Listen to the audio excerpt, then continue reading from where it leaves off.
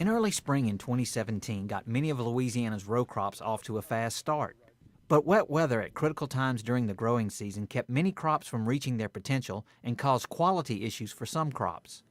I think we had significant crops out there for most of our commodities, and then the late season rains and the heavy rains really kind of limited our ability to reach those potential crops, the potential yields that were out there. Despite the tough growing conditions, some crops were able to produce record or near record yields for Louisiana. The statewide average for corn is expected to be near 183 bushels per acre, just off the record of 186 bushels per acre.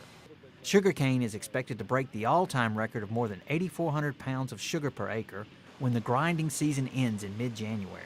Our producers can handle lower commodity prices as long as we're getting some of our above average or near record yields. So weather is going to be obviously a big component in terms of being able to do that. Rice was one of the few commodities to see an increase in price, but the crop saw a yield and quality decrease from last year. Tropical storms Cindy and Harvey were to blame. Overall, prices for most commodities have stagnated. I think from a price standpoint, that's probably what most producers are walking away with a little bit of despair about, or a little bit of angst about, was the low commodity prices that we had for many of our commodities in 2017. Cotton acreage was up nearly 50% in 2017, but it also saw a decrease in yield and quality. Soybean yields were up 5 bushels from last year at 54 bushels per acre, but also had a decline in price. Guidry believes this trend will continue.